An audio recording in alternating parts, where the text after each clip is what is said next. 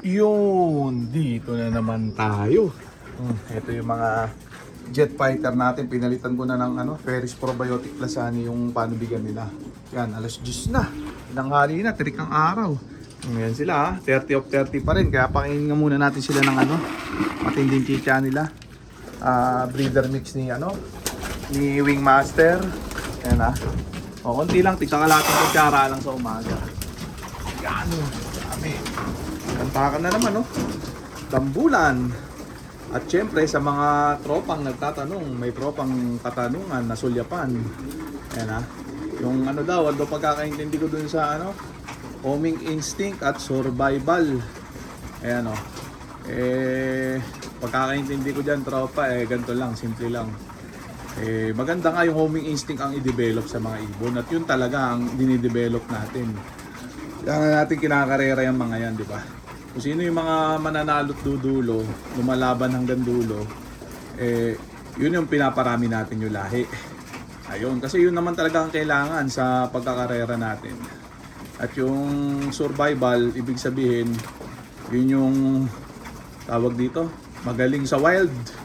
Yun, pagka kinarera, tapos nawala, sa wild natitira. Awit ang ganong ibon, yun yung mga tumutukod na ibon. Ayan, nakakasurvive sila sa wild hanggang sa mahuli na ng kung sino-sino, doon na sila tumitira. Ayaw natin ng ganong ibon, mga tropa. Gusto natin siyempre yung mga nakakauwi talaga. Ayun, so doon tayo sa homing instinct ang dinidevelop. Ayan. Kaya sinasabi ko nga sa inyo noon pa, pabor na mas bumili, na mas maganda bumili, kumuha ng ibon sa mga kumakarera. Yan, mga regular na kumakarera. Ayan. Tapos siyempre, nananalo kahit papano, di ba? Ayan. Mas maganda kung taon-taon nananalo para may weather. Kaso mahirap yun. Ilan lang yung ganun. Ayan tayo kahit papano naman nagpapanalo at gumugulong din. Ayan. Tapos regular na kumakarera para mahimay yung mga bloodline natin, yung mga gagaling sa homing instinct. And diskarte ko naman dyan, yung mga nadulo at nananalo, yun yung pinaparami ko. Mga kapatid, abo. Tapos ibabangga ko rin doon sa mataas din ng homing instinct sa kabilang side ng line. Ganon ako mag-develop ng homing instinct ng ibon. Yan, ewan ko sa iba kung paano yung style nila. Pero ako, ganon kasi. Performance based ako kung sino yung mga dumudulo talaga. So, maganda yung tanong ni Tropa, kaya sinagot ko. Ayan sa awa naman kahit papano, nakakapitas-pitas naman. Tapos yung mga ina-out ko sa online ending, pati sa mga pang under the table, nakakapitas-pitas din naman sa kanila. Hindi naman nasisiro yung bloodline natin kada season. Ayan, tuloy-tuloy. Yan, basta tuloy-tuloy lang sa paglilipad. Doon lang kayo kukuha ng ibon sa mga regular na naglilipad. Kasi katwiran ko dyan, kung kukuha kayo sa hindi naglilipad, kung yun nga naglilipad, sumasablay pa, pumapalya pa. Doon pa kaya sa hindi naglilipad, di ba? Kaya napaka-importante na nililipad yung ibon. Yan, kahit nasa OLR man lang, yan, maglipad kayo para mahimay nyo yung mga bloodline nyo, ma-develop nyo ng gusto. Yan, Pero mas maganda kung maglilipad kayo ng sarili, tapos may OLR pa kayo, di ba? Sa akin, naglilipad na ako ng sarili sa PHA pa, doon ako nag-email ng ibon. Tapos, naglilipad din ako sa OLR, sa Alegre OLR. Ayan, tapos marami rin naglilipad ng ibon ko. Siyempre, mga tumatama ng online ending tayo, mga nakaka-under the table. Nililipad nila yan, Kaya mas mabilis ko nakakapa. Nahihimay kung sino yung mga matataas ang homing instinct dito at yun ang pinaparami ko. Tapos, eliminate lang yung mga barata.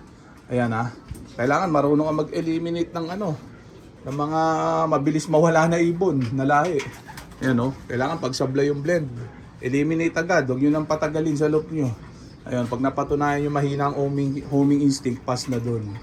Ayan, kailangan yung puros matataas lang homing instinct, yung mga agresibo umuwi lang. Lalo na pagka mga pahirap ang karera. Ayan, ang sagot ko kay Tropa. Di ba? Samantala, pakawala muna tayo. Yung dalawang Janssen Relax. Saan na ba yun?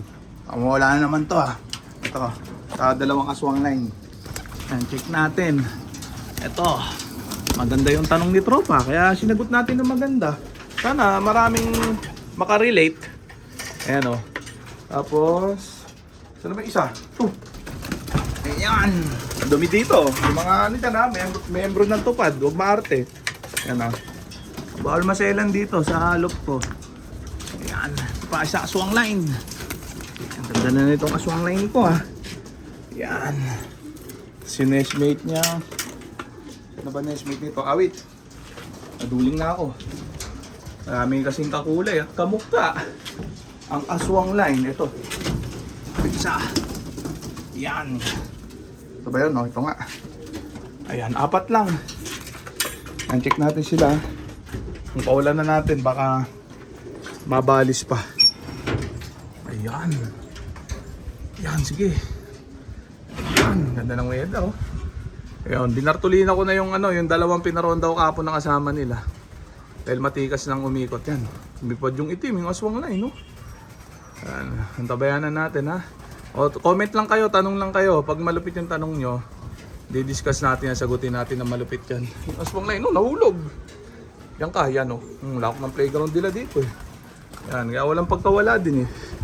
Napabor, yan bubong ng kapitbahay.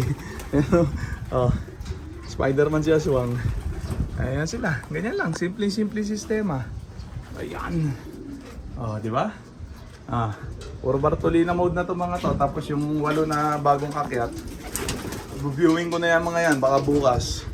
O mamaya, ayan oh. Grabe. Oh. Mamaya hapon sila all you can. O ito ulit lang na sistema, yun lumipad ulit yung para napat sila. Yung aswang line napaiwan. 3 lumipad. Awit. Ayan.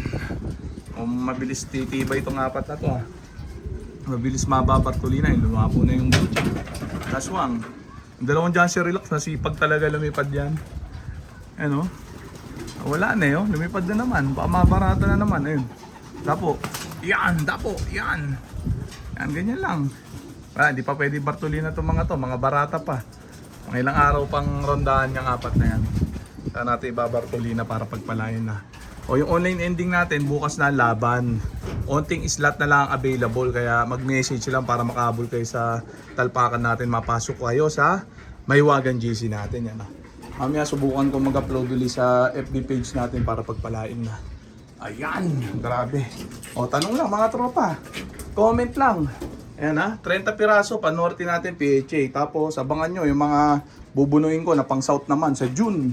Next month na ako magsasaksak. Mga pang south natin, 10 lang. 30 piraso rin yan. Malapit na ba na assignment ng mga to? Baka June, ba na assignment na itong mga to. So kaya muna siguro yan mga tropa. Kaya muna natin sila dyan. Update ko kayo sa susunod na vlog. So dito ko na muna tatapusin itong video na to. Shoutout sa mahihinang nilalang. Okay na. Bye.